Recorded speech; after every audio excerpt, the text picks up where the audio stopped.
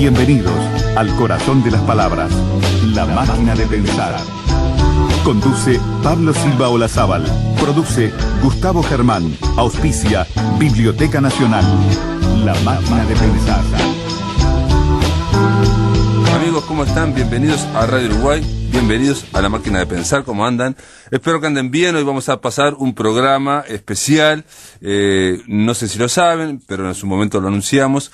Empezó un centro cultural llamado Patio Catalpa y el 22 de septiembre comenzó ese centro cultural en un ambiente muy familiar. Estuvieron dos escritoras, la escritora argentina Selva Almada y la escritora uruguaya Mercedes Estramil. Esto ocurrió el 22 de septiembre y hablamos. Me invitaron a mí también, Patricia Minarrieta me invitó como moderador de esa charla entre estas dos escritoras y hablamos en torno a los beneficios espirituales y los maleficios económicos, pusimos aquí, y a libros recientes como Iris Play de Mercedes Estramil o la novela un poco más alejada en el tiempo, Ladrilleros de Selva Almada. Bueno, bienvenidos al Patio Catalpa y bueno, tenemos dos escritoras que ustedes ya las conocen, Mercedes Estramil y Selva Almada. Y las dos son escritoras de larga trayectoria en el sentido de que han trabajado mucho su literatura durante mucho tiempo y son trabajadoras literarias también, vamos a decir la verdad, ¿no? O sea, trabajan fuerte y bueno, Mercedes Estramil tiene novelas como Iris Play, que es la última, digamos que no es una novela o que puede leerse como una novela. Son una serie de columnas de una escritora crítica muy interesante y muy graciosa. También tiene novelas como Irreversible, Hispania Help y Rojo, ¿no? Y tiene un libro de cuentos que está muy, pero muy bien, que se llama Caja Negra, ¿no? Es excelente libro de cuentos. Y Selva Almada es una escritora que tiene muchos libros también, entre otros tiene El viento que arrasa, que fue una novela que tuvo mucho éxito, vamos a decirlo de nuevo, tuvo mucho éxito allá en Argentina, en Buenos Aires. Ladrilleros, que es la que acabo de leer yo, que está aquí, que es una novela muy fuerte. Chicas muertas, son crónicas de femicidios, y El desapego es una manera de querernos, son cuentos compilados. Y también tenés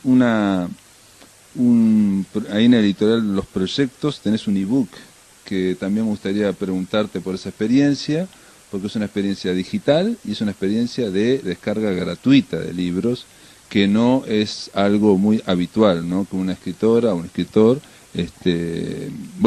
publique a nivel digital y publique para descarga gratuita, ¿no? Me parece interesante. Pero eso, si quieren, los conversamos después y arrancamos con la lectura. ¿Les parece bien? ¿Quién arranca primero? La invitada argentina va a arrancar con Ladrillero. Bueno, la vuelta al mundo quedó vacía. Sin embargo, las sillas siguen balanceándose despacito. Será el aire del amanecer. A Pájaro Tamay, echado en el suelo, boca arriba, le parece que la rueda gigante sigue moviéndose. Pero no puede ser, porque música no se oye. No escucha nada. Tiene la cabeza llena de ruido blanco. Blanco como el cielo, nunca lo ha visto así, contra el que se recorta un fragmento de la máquina, un pedacito desenfocado, que es todo lo que la vista puede abarcar. Achina los ojos a ver si así deja de girar. Es peor, se marea y ya no se mueve solo la vuelta al mundo, sino todo el mundo. Se marea como hace un rato cuando estaba montado en el juego. Él y Cardoso treparon a las sillas dobles con un porrón recién abierto en la mano, chorreando espuma por el ajite. Antes de bajar la barra de hierro que los mantendría seguros en las sillas, el tipo que manejaba la máquina quiso hacerlos dejar la cerveza y se le rieron en la cara. El tipo se encogió de hombros y no insistió. Tenía que decirlo para cumplir con el reglamento del parque, pero por él que se mataran, tapes de mierda. La primera vuelta fue a los barquinazos. Fueron subiendo despacio mientras se ocupaba el resto de las sillas. Cuando quedaron arriba, Cardoso se puso a escupir a los de abajo, que se dieron vuelta para putearlo. Pajarito se rió y tomó un trago y miró hacia el pueblo. Las luces, tupidas en las cuadras del centro, se iban desperdigando hacia las afueras. Sobre la cruceña, su barrio, solo un puñadito. Entonces la rueda tomó velocidad y empezaron a dar vueltas a lo loco. Gritaron un zapucay y siguieron chupando del pico. Cardoso gritaba y sacudía la cabeza como un perro mojado. En la tercera vuelta se desabrochó la bragueta y empezó a mear, meneando la verga y bautizando a los de abajo. A Pájaro le dolían las costillas de tanto reírse. Se sentía drogado, feliz y poderoso. Ahora, acá abajo, el zumbido en la cabeza y el cielo tan blanco que duele mirarlo. Pura luz enceguecedora como las películas de ciencia ficción que iban a ver con los changos a la matiné del cine Cervantes. Está cansado, mucha fiesta, piensa. Calavera no chilla, se anima. Quiere cerrar los ojos a ver si se calma el mareo. Empieza a entornar los párpados y de repente comprende y los abre todo lo que puede. Hace una fuerza sobrehumana para mantenerlos abiertos porque le cayó la ficha y se da cuenta de que se está muriendo.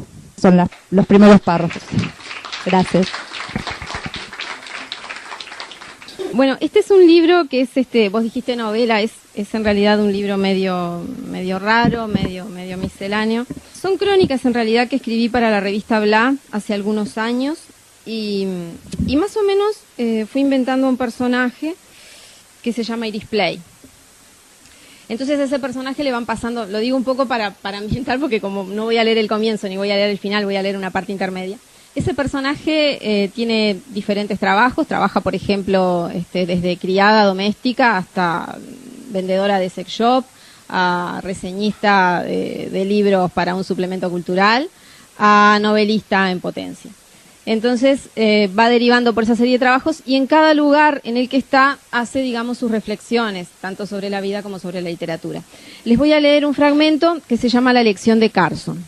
Ya con varios meses de crítica literaria en mi currículo he podido extraer algunas enseñanzas, más enseñanzas que dinero, eso seguro. Desde ya les digo que si quieren ser vilipendiados, pobres y ególatras, se dediquen a esto. Lo primero es constatar que hay demasiados escritores que no saben escribir, incluida yo misma, que por pura vanidad he ido a mirar mi primera novelita y salí espantada de las miserias que puse y expuse ahí. Los lugares comunes, la adjetivación innecesaria, la frase redundante, los personajes planos, el derroche de banal ingenio, la sensiblería, la pose, el no tener que decir. Pero me perdono, a fin de cuentas se trata de mí. Lo segundo es constatar que, salvando honrosas excepciones, los hombres escriben mejor que las mujeres. Las oigo, feministas, adalides de la lucha de géneros, amazonas de la literatura. Pero es así, no me pregunten por qué, es una cuestión de olfato, de radar interno, de intuición femenina.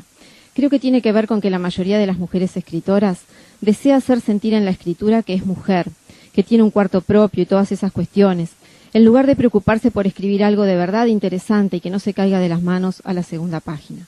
Puedo estar siendo un poco dura, pero la vida me enseñó que del rigor siempre se saca algo, aunque más no sea dolor. La tercera enseñanza, y quizá la más importante, es que la escritura no salva. No crean que escribirlo se eximirá del alcohol, la droga, el suicidio, un cáncer, la pobreza o un divorcio. Muy por el contrario, lo más probable es que los conduzca a algo de eso rapidito y con mano firme. No voy a repetir la lista de los escritores que sucumbieron a esos destinos, porque me insumiría todo el espacio. En mi caso, por ejemplo, bastó la merecida fama de mi debut literario para darle a mi esposo la causal de divorcio que estaba precisando. No me atrevo a hablar de envidia, porque para envidiar hay que admirar, y para admirar algo hay que saber, y este señor sabe menos que los ex esposos juntos de Corín Tellado, J.K. Rowling, Toni Morrison y Pearl S. Buck.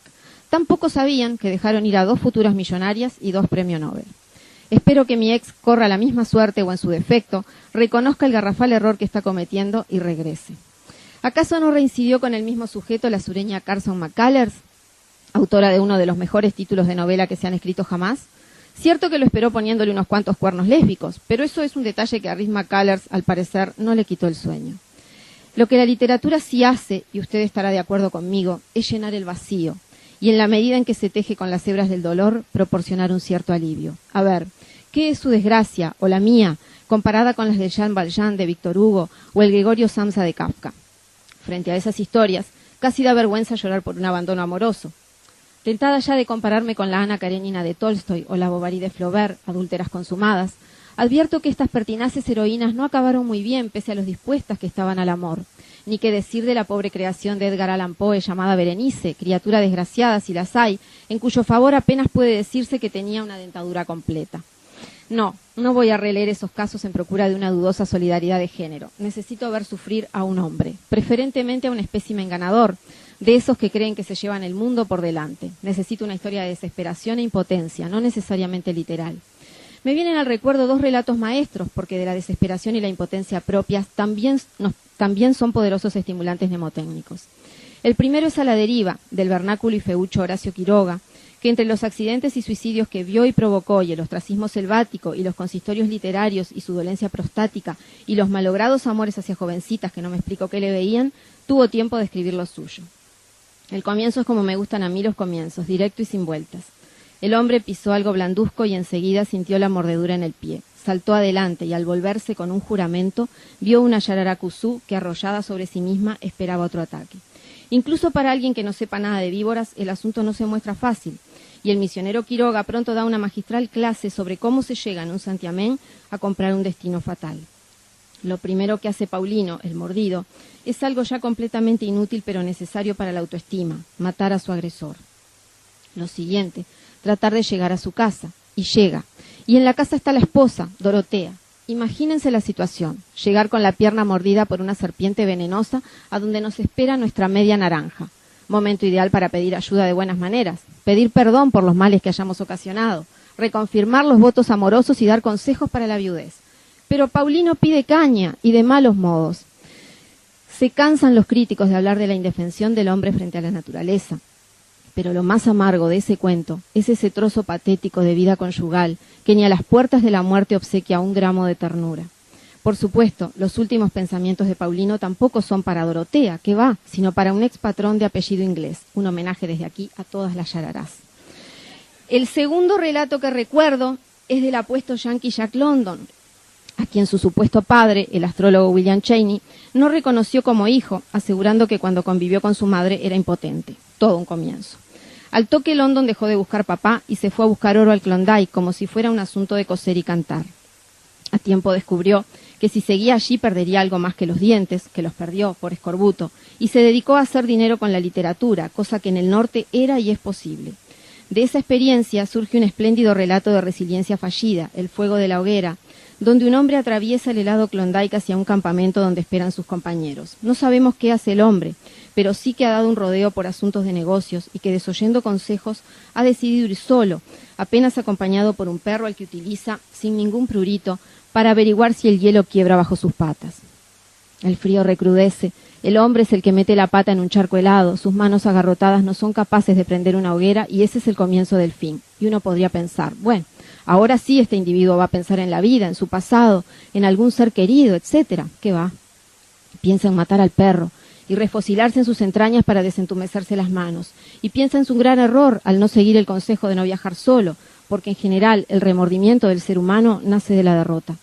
Debo agradecerle a London que salve al perro y mate al hombre, cuyo corazón es más invernal que todo el Klondike. Quizá la lectura también salva un poco. Fuertes, autosuficientes, solitarios, machos alfa, los protagonistas tanto de Quiroga como de London fracasan ante la naturaleza y ante la vida.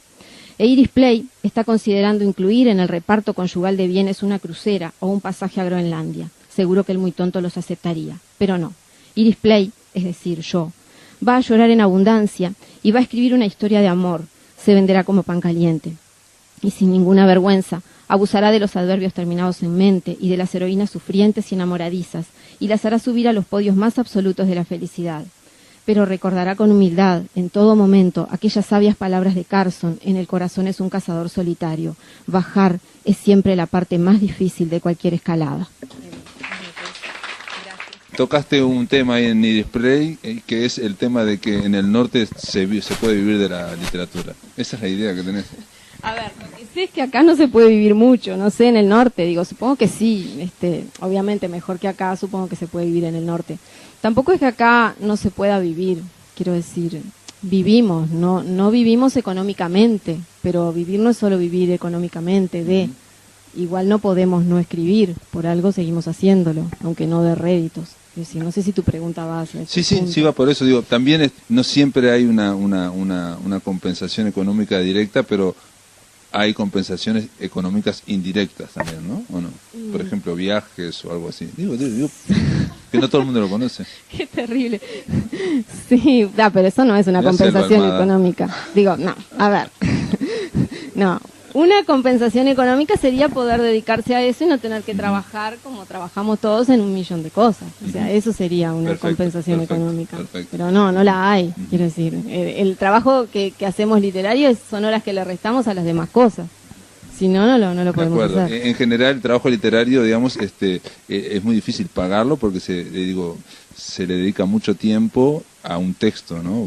Alguien dijo una vez que solo el escritor puede leer 16 veces una página, ¿no? Porque ningún lector la va a leer 16 veces, ¿no? Pero un escritor sí. Digo, ¿vos qué pensás, Selva?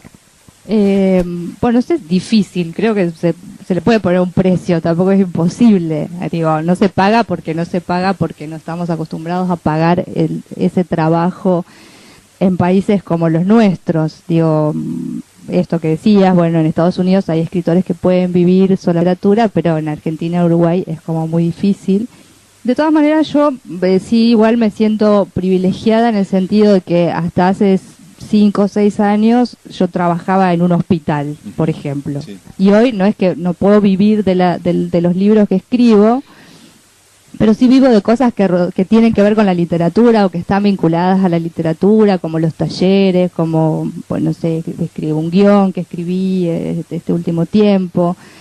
Digo, bueno, actividades que por lo menos sí tienen que ver con la escritura, aunque no sea vivir de los derechos de autor de los libros, que por supuesto es como medio imposible además para escritoras como nosotras que no escribimos bestsellers o no escribimos una cierta literatura que vende más, ¿no?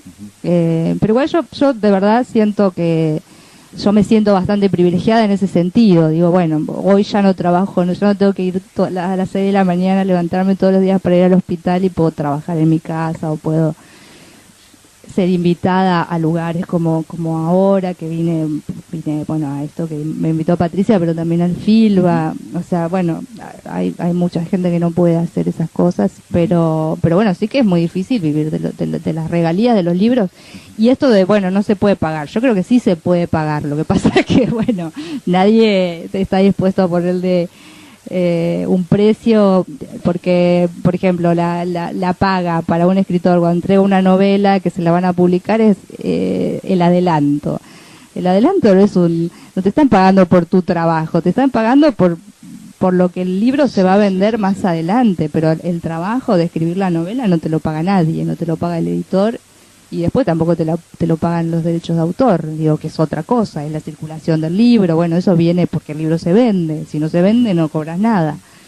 Entonces, creo que lo de no poner un precio es bueno, porque nadie está dispuesto a pagar ese trabajo. Y incluso hay cosas que, por ejemplo, yo escribí un libro de no ficción que todavía está peor pago, en el sentido de que el escritor tiene que bancarse la investigación, o sea, la crónica, entonces, claro, por ejemplo, cualquier libro de no ficción o de crónica que exige una investigación, muchas veces moverse de la ciudad donde vos vivís, depende del tema que vas a abordar, eso en general lo banca el propio escritor. La editorial no está dispuesta a poner plata para que vos hagas una investigación y después escribas un libro.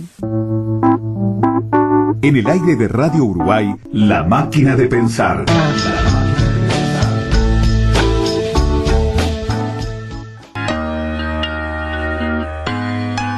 Seguimos, amigos, aquí en La Máquina de Pensar. Estamos escuchando la charla de El Patio Catalpa entre Selva Almada y Mercedes Estramil. ¿Y por qué? Te pregunto porque, digo, tu libro, digamos, consagratorio o que te hizo destacar fue El viento que arrasa del 2012. En el 2012 también publicás en la editorial Los Proyectos Intemec, que es un ebook que es de descarga gratuita. Es un proyecto muy diferente. Todos los libros que están ahí son de descarga gratuita. Sí, Los Proyectos es la editorial de una amiga mía, a la que quiero mucho, y ella recién había arrancado con los proyectos cuando yo publiqué Intemec ahí. Me propuso, era un cuento que yo tenía, que era un cuento largo para cuentos, para publicarse en una revista, por ejemplo, pero corto para hacer una novela, y era un relato que a mí me gustaba mucho, pero bueno, nunca lo había publicado en ningún lado, y ella me propuso hacerlo ahí, y bueno, con esas características que el que quiere puede aportar, pero si no lo puede descargar gratis. Digo, no tenés que pagarlo. Si querés dejás algún aporte y si no, no. Y a mí me gustó mucho la idea porque quería que ese cuento circulara porque me gustaba y estaba ahí guardado. Entre guardarlo en un cajón y que lo descarguen gratis me parecía mejor que tuviera Bueno, ahí está el tema de la circulación, que es el tema también de acceder al editor. Digo, cuando estás escribiendo, vos, por ejemplo, Mercedes Estramil, no sabés si eso va a ser editado. No sabes, pero escribís igual, porque sos escritor, vas a escribir igual aunque corra el riesgo de que no te lo editen. Ahí hay un nivel como de, digamos, por eso llamarlo de una forma de cierta consagración cuando en el cual uno escribe y está más o menos seguro de que va a ser editado. Hay otros, digamos, Selva antes del 2012 quizás tenía más problemas, por ejemplo, para sí, pero esa seguridad es muy relativa, porque quiero decir, es muy relativa porque las editoriales pueden caer, puede haber problemas económicos, puede haber problemas circunstanciales, puede que no les guste lo que le llevas, puede que le haya gustado todo lo que escribiste antes y lo que llevas ahora no le guste, y en realidad no hay ninguna certeza. O sea, la escritura es el territorio de la incertidumbre en todas las cosas. Tanto en el momento cuando escribís, porque no tenés ni siquiera tu propia seguridad de que eso que estás escribiendo va a estar ni siquiera al nivel de lo anterior que hayas escrito, o sea que estás compitiendo contra vos mismo en un sentido, estás compitiendo contra el material con el que estás trabajando, que son las palabras, y tratar de reordenarlas de una manera digna y honesta, y estás compitiendo contra el mundo, que está ahí, no sabes si te va a publicar, si te lo van a comprar después de que se publique, si te van a hacer buenas críticas, si vas a tener divulgación, o sea... Y el elemento digamos, de no copiarse o no reincidir en lo que salió antes, que tuvo un cierto aceptación, un cierto éxito. Y bueno, ahí hay, creo, no sé, por lo menos veo dos problemas. Uno que es la lucha contra uno mismo, tratando de no, de alguna manera, bajar el nivel, ¿no?, propio. Y lo otro, tratar de no repetirse, porque que bajar, digamos, que mantener el nivel no sea hacer lo mismo, que sea de alguna manera tener alguna variedad, o sea, que sea superarse o por lo menos cambiar, hacer una cosa diferente. Son todos retos, es todo difícil, por eso no digo, hagan por esto. eso digo, entonces si está mal pago, si no lo van a pagar nunca bien, si no se sabe si va a ser aceptado, si no se sabe si va a circular, digamos, porque por ejemplo en el caso del ebook gratuito, yo entiendo perfectamente que entre estar en un cajón y que circule y aparte circule, digamos, fuera de fronteras, ¿no? Por lo menos está esa expectativa. Y hay una sola siguen explicación, escribiendo. el placer. Es eso. Pese a todo esto que dijo Mercedes, que es verdad, quería contar alguna anécdota que es curiosa, que este año se abrió en Argentina una carrera universitaria para ser escritor, que bueno, es algo inédito, es la primera vez que sucede, y se inscribieron en esa carrera 1000 y pico de personas. Y es como rarísimo, pues sí, o sea, ¿por qué querés ser escritor? No te haces millonario, es muy difícil el reconocimiento. No sé, bueno, se ve que hay un encanto que encontramos en el hecho de escribir y que no tiene que ver directamente con lo económico o con lo material. Y después, bueno, lo que yo puedo contestar a lo que preguntó Patricia, y eso hablábamos con Mercedes hace un rato cuando ella llegó, bueno, cuando nos encontramos acá, que ella me contó que había estado 10 años sin escribir y bueno, yo le decía que yo tampoco escribo todo el tiempo, digo que puedo pasar periodos, nunca pasé tanto tiempo, pero digo, no me desespera si no escribo, o sea, puedo escribir y cuando no tengo nada para decir, nada para escribir, no escribo y hago otras cosas, no. Y creo que eso tiene que ver con un poco conservar no sé, a mí me entretiene, yo siento que escribir a mí me divierte, me entretiene, me tiene que generar un desafío, por ejemplo, no repetirme y no escribir el mismo libro que ya escribí otra vez. Como toda esa parte de la escritura me encanta y cuando sucede está buenísimo y cuando no sucede, digo, bueno, hago otras cosas, no me atormenta no escribir. Pero bueno, sí, y con esto de lo que pasa, para mí es como tan misterioso el camino que hace un libro, cualquier libro, es tan, eso como dicen de los caminos de Dios que son inescrutables. Bueno, ¿qué hace que un libro le vaya bien y a otros no? ¿Qué hace que ese libro funcione y lo lea un montón de gente y otros libros que escribió el mismo autor no les den pelota, no los lea nadie o no les guste? Es como un misterio, o sea, entonces sería absurdo tratar de repetir o intentar repetir la fórmula supuestamente exitosa de un libro al que le fue bien, porque la verdad es que es tan azaroso con el libro le vaya bien. Un azar. A Mercedes, ¿te acordás de aquello del ejercicio de que encuentra las 7 diferencias? ¿Qué diferencias hay entre Mercedes Estramil y la crítica a la protagonista de la columna César? Yo quiero saber si cuando yo estoy leyendo eso está opinando Mercedes o Mercedes creó un personaje que dice eso. Esa es una pregunta. Y la pregunta era si hay una diferencia entre cómo se recepcionaron las 2 novelas en Buenos Aires respecto a tu propia ciudad, a Entre Ríos, a tu propio pueblo. Si notaste que el hecho de que las 2 novelas se desarrollaran en ese lugar tuvo alguna cosa con respecto a los lectores de ese lugar.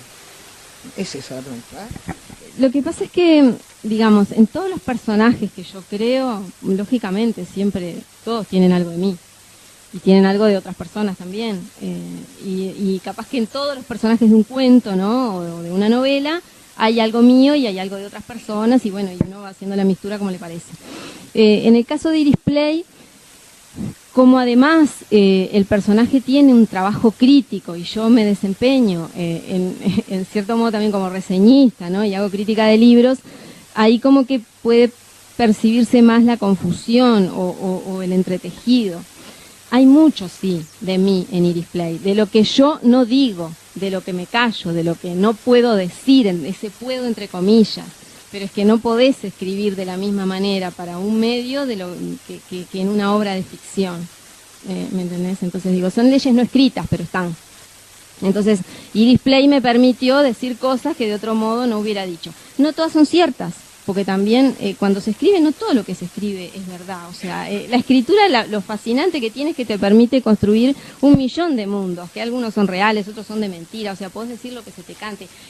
En eso consiste, y volviendo a la pregunta que habías hecho vos hace un momento, para mí el placer de la escritura, que es, digamos, es como tomarte un cohete, viste, al espacio y nada te va a frenar.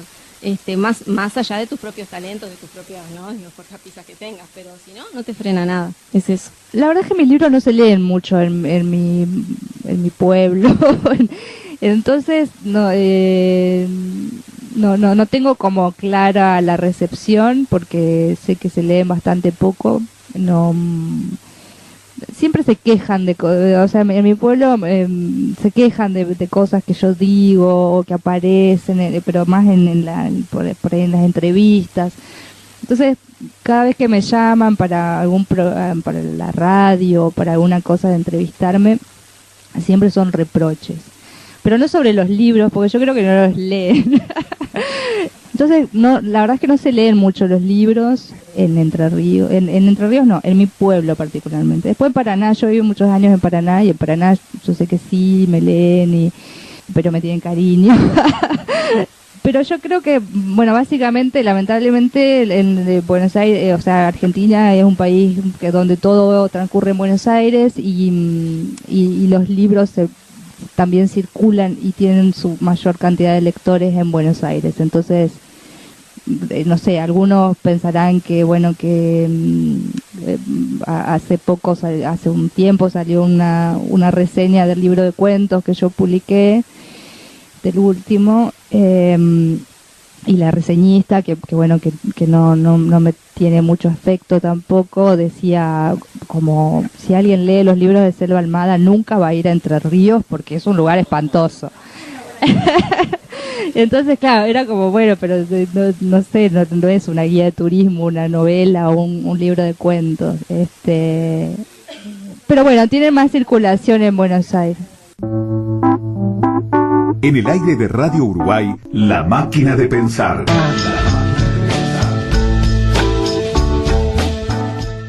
Este es el último bloque, estamos escuchando a Selva Almada, Mercedes Estramil, estamos escuchando esa conversación que ocurrió en el Patio Catalpa. Me gustaría hacer una pregunta también para ambas.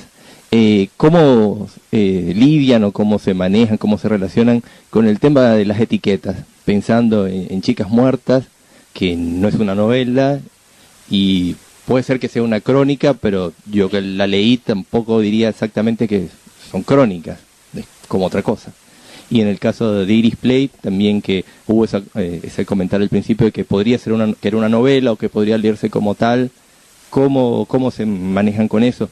Y también quisiera preguntarles por qué escribir Chicas Muertas, que te llevó, Selva, a dedicarte y a involucrarte tanto con un tema, pensando además en las dificultades económicas o las dificultades de recursos, que hay que invertir tiempo, esfuerzo y algún dinero, porque las editoriales no lo financian. Y en el caso de Iris Play, ¿por qué si ya había sido publicada como una serie de columnas? Luego, ¿por qué? ¿Qué sentido tiene luego convertirlas en un libro? Si sacaste algo, si agregaste, qué orden le diste. Bueno, me parece que, qué sé yo, que los géneros, llamémosle, no son tampoco siempre tan formales o tan estancos. O sea, a mí me parecía que mi proyecto de libro, que era Chicas Muertas, no quería que fuera una ficción, o sea, no quería que fuera una novela, porque quería que quede claro que esas mujeres habían existido, que esas historias les habían pasado, que esas muertes habían existido, que no eran personajes de una novela, porque yo quería hablar de ese tema en particular, que bueno, en Argentina es muy grave, que es el femicidio. Entonces, bueno, dentro de la narrativa, el género que me venía un poco más a mano para hacer eso era la no ficción. Después, eso fue en un principio, fue la idea, bueno, voy a escribir una no ficción con estos casos. Después, a la hora de sentarme a escribir, fueron como vinieron los problemas y ver, bueno, cómo yo hacía uso de ese género, que en general es un género del periodista, digamos, de alguien que hace que tiene una trayectoria y que escribe de tal manera. Bueno, cómo yo podía tomar eso siendo una escritora, no siendo periodista, no teniendo ninguna experiencia como periodista, y poder escribir igual una no ficción.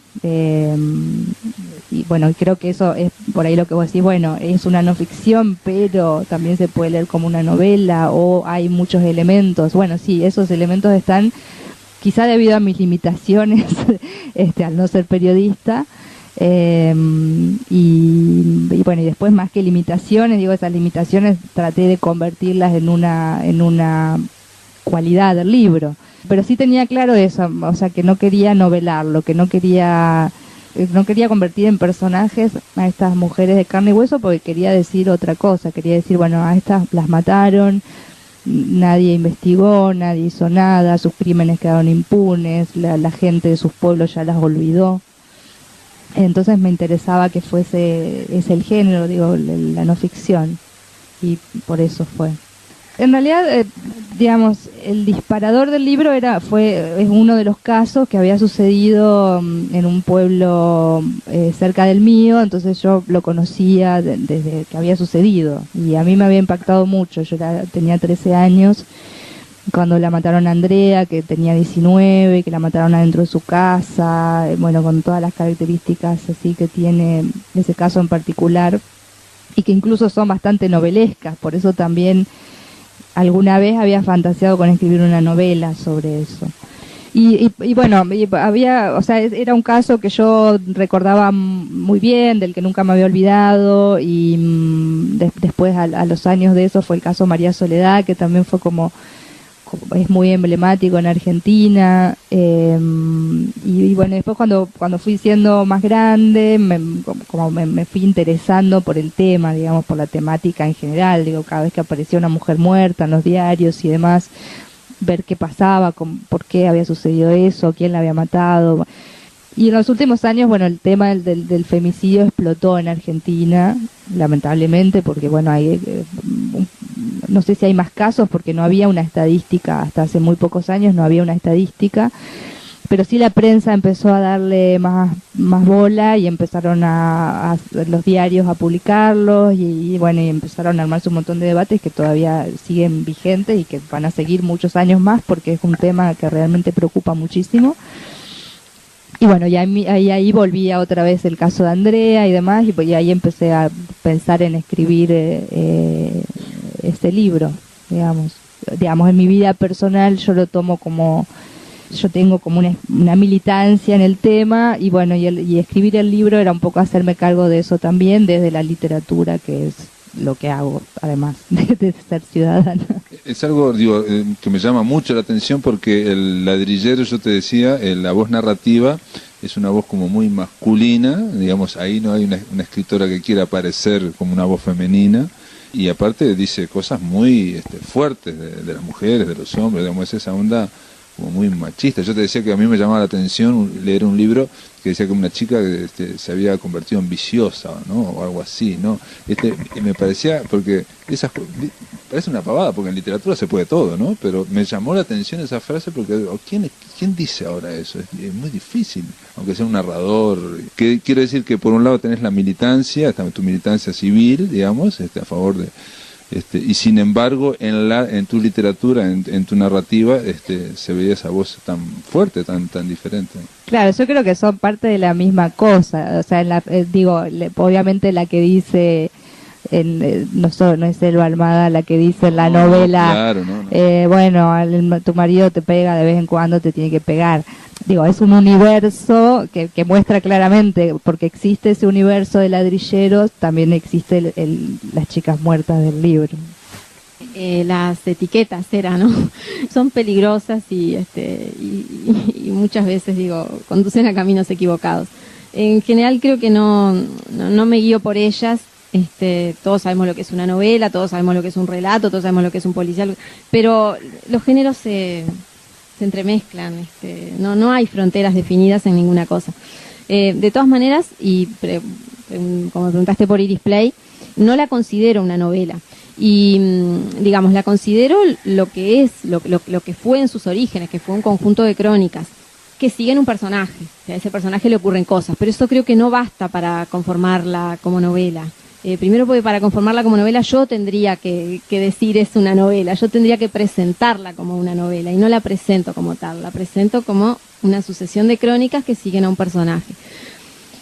No era la idea publicarlo en libro, eso se publicó en Crónicas en Bla, y inmediatamente que termina mi trabajo para Bla, que fue de 18 meses, 18 crónicas, en la editorial me dicen ¿por qué no publicamos esto? Pero en ese momento yo tenía ganas de sacar Caja Negra y no se podían sacar los dos libros en el mismo momento, entonces saqué los cuentos de Caja Negra por un tema personal, y después pasó el tiempo y bueno, siguieron con la idea de publicar eso, y añadí tres relatos más. Estaba haciendo una investigación en ese momento sobre redes de ligue y se lo metí porque dije, a Iris Play le viene bárbaro, o sea, meterse en eso. Y nada, fue eso, nada más. Así que no sé si contesto ahí. Una pregunta con respecto a la escritura, porque estuvimos hablando de todo lo negativo, todo lo difícil, no sé qué, no sé cuánto, pero existe la posibilidad, no digo que sea siempre, de que uno escriba un libro sin haberse dado cuenta. Por ejemplo, en Iris Play, vos fuiste haciéndolo crónica, y al final... era para un evento específico, pero en el contexto y en la distancia puede ser un libro. Nunca lo vi así, ¿es verdad? Sí, existe la posibilidad de que uno escriba un libro sin darse cuenta. ¿Y a vos, Selva, te ha pasado? Porque vos dijiste que Ladrilleros era de los pocos libros que sabía de qué se trataba, o más o menos la tenés la historia, pero que en general no la tenés. ¿Te ha pasado eso de haber escrito de repente, o haber acumulado y escribir algo sin... No, o sea, sí por ahí podría decir que me pasó un poco con la novela. O sea, yo había escrito siempre cuentos, desde que había empezado a escribir, escribía cuentos, y no veía la novela como una posibilidad para mí. O sea, me parecía que las novelas, bueno, son proyectos más largos, que requieren que uno esté más tiempo ahí, en ese universo, con esos personajes, y creía no tener como la entrega para afrontar el proyecto de una novela, y El viento que arrasa fue un poco un accidente, o sea, como que de golpe escribí una novela sin haberme planteado escribir una novela. Cuando yo arranqué con esa historia era un relato, no, o sea, un cuento, era la idea para un cuento, y eso después devino novela medio sin querer, medio accidentalmente. Entonces, en ese sentido puede ser que no, digamos, no había planeado escribir una novela, terminé escribiendo una novela. Solamente la última pregunta sería, de la misma forma que se escribe en el libro sin darse cuenta, puede ocurrir, ¿no? Como te ocurrió con Iris Play, o escribir una novela que se va de las manos. También alguien me dijo una vez que los escritores empiezan muchas veces por cuentos y después empiezan a escribir cada vez más. Henry Trujillo decía, ¿no? Cada vez escribo más largo, sí, y ahora no puedo escribir cuentos, ¿no? O sea, no puede ir para atrás. Si les pasó de encontrar, digamos, un libro, encontrarse escribiendo algo que no sabían de qué se trataba. Pero no en cuanto a género, sino estar escribiendo algo y después darte cuenta que bueno, que es otra cosa, que darte cuenta que el libro era otra cosa, la historia era otra cosa.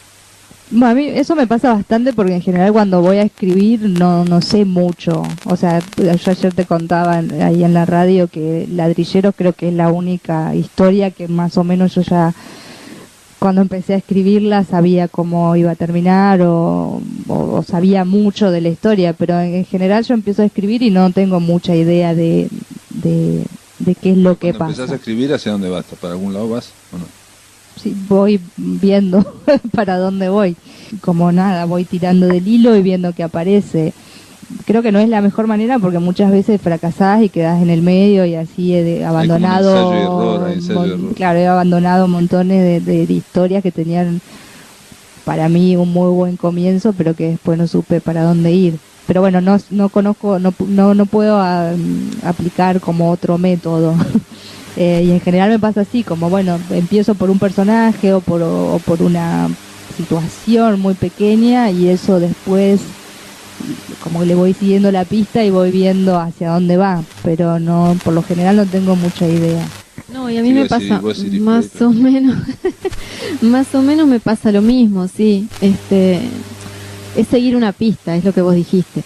Por ahí tengo, o sea, una de las cosas que más o menos tengo siempre clara es que tiene que haber un muerto, ¿no? Quiero decir, claro, alguien tiene que morir, ¿no? Sí, en todas mis obras, en algunas mueren todos, en otras no, en otras queda alguna gente viva, pero pues, no sé por qué, pero sí, realmente es así, o sea, como que en la muerte hay como una realidad, sí, los personajes mueren, un cadáver. Sí, bueno, en Rojo mueren todos. En esa novela mueren todos. Pero ¿y en España Help? Y en España Help la protagonista mata al final. Ah, sí. Lo que pasa es que creo que es un sueño. Sí. Y en y en Irreversible muere el sinvergüenza protagonista, muere también. Entonces no cuente. Hay como una cosa de poder de Dios y hay como una cosa de castigar, porque la literatura es catarsis también. Entonces vos estás escribiendo, pero estás mostrando tu mundo y hay tanta gente de ese mundo, ninguna está acá presente, pero que vos querés terminar con ellos. Entonces la literatura te ayuda a eso, sí, es tal cual. ¿Y te pasa como a Selva de empezar, de tener cosas empezadas que por esa pista que después se pierde o ese ensayo y error? No, en general lo que empiezo lo termino. Eso no quiere decir que lo publique. Hay cosas que tengo empezadas y terminadas y que no me gustaron, que las pifié en algún momento, no me gustó y nada, y se guardaron y no se van a publicar. Pero en general no, porque demoro además en escribir, entonces cuando empiezo a escribir tengo como no sé a dónde voy, pero sé que voy a algún lado. Porque, por ejemplo, Eve Ward dice que así como un carpintero, aunque se le vaya el entusiasmo y hace una silla de 3 patas, bueno, termina poniéndola en la 4ª pata, ¿no? Porque había que terminarla, como que es una artesanía, digamos, y que ella dice que hay que terminar, digamos, de alguna forma todo lo que se empieza. Es porque es la falta de entusiasmo o la fatiga o la falta de interés puede ocurrir y te puede llevar a abandonar. Sí, puede ocurrir, pero demasiado complicado ese Gandolfo. Lo que pasa es que escribir es un acto de voluntad también, quiero decir, hay un voluntarismo en escribir, entonces si vos te pones a escribir, no sé, tiene que ocurrir algo para que dejes, lo podés, porque la literatura te permite cambiar tantas cosas, o sea, no es que tenés un plan, una carretera, hay 1.000.000 de carreteras, entonces, bueno, como ella decía, por eso seguir la pista, si ves que por este lado no, bueno, le das la vuelta y lo seguís por otro lado, quiero decir, no sé. Esa es mi experiencia con la literatura, pero puede haber un millón. Digo, ahora ya no abandono, pero sí me pasaba mucho en una época cuando había empezado a escribir hacía relativamente poco, que iba al taller de la ISECA, y la ISECA, por ejemplo, le aconsejaba no empezar a escribir hasta que uno no supiera cómo, tuviera un esquema o supiera cómo iba a terminar ese relato o esa novela o lo que fuera. Entonces siempre era como siempre me retaba mucho porque yo empezaba y me decía, pero bueno, ¿a dónde va esto? Y no sé, voy a ver. Y después yo lo abandonaba. Y entonces siempre me recriminaba bastante con eso. Usted tiene es la escritora de los grandes principios, pero nunca termina nada. Bueno, eso, digo, de hecho hay un cuento que de esos que había empezado en el taller de él y que lo había abandonado, pero a él le gustaba mucho el personaje, entonces pasaron varios años y cada tanto él me decía, ¿cuándo va a escribir, va a terminar ese cuento? Un personaje que se llama Seda, y bueno, a él le gustaba el personaje. Y pasaron muchos años y en el 2014 lo escribí, lo terminé finalmente. Creo que es lo único que había abandonado y que retomé muchos años después y lo escribí, lo pude terminar. Un cuento largo que está ahora en el libro de cuentos. Pero en ese momento tampoco me daba culpa abandonar, supongo porque era más joven y pensaba que iba a tener muchas ideas siempre. Ahora me parece que me costaría más abandonar algo empezado, porque bueno, ya sé que cuesta cada vez más, por lo menos a mí me cuesta cada vez más trabajar, entusiasmarme y etcétera. Entonces supongo que hoy no abandonaría. De hecho tengo una novela que siempre está ahí medio, que la tengo empezada hace mucho, y que siempre la quiero retomar, todavía no la retomo, pero la tengo siempre ahí, como vuelvo cada tanto a releer y tacho alguna cosa o agrego algo como para no perderle la pista completamente, porque me daría mucha pena dejarla hoy. Cuando arrancan a escribir así una historia y capaz que no tienen mucha idea para dónde la quieren llevar, ¿siempre arrancan pensando que están arrancando por el principio? O a veces escriben algo y después ven, o qué les gusta más, no sé. Claro, yo siempre pienso que sí, que estoy empezando por el principio. Después igual eso, bueno, en general no, en mis textos generalmente eso no se modifica. Es lo que más trabajo, los comienzos, ya sea de novela o de cuento, es lo que más corrijo y más tiro y vuelvo a empezar. En general no cambia la situación, pero sí va cambiando el tono y hasta que encuentro el tono, digamos.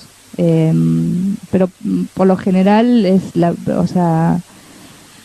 primera página, lo que sucede en la primera página de lo que empiezo a escribir termina siendo lo mismo que sucede en la última versión cuando doy por terminado el libro. Copada tu pregunta, porque me pasó algo cuando escribí Hispania Help, que Hispania Help empezó cuando vi una propaganda de Coca-Cola de hace muchos años, donde había un perro pitbull que sonreía, ¿no? Entonces me salió esa frase, la Coca-Cola no hace sonreír a un pitbull. O sea, yo tenía esa frase en la cabeza y la quería poner y empecé la novela con esa frase, ¿no? Pero claro, después me di cuenta que esa frase no podía empezar la novela.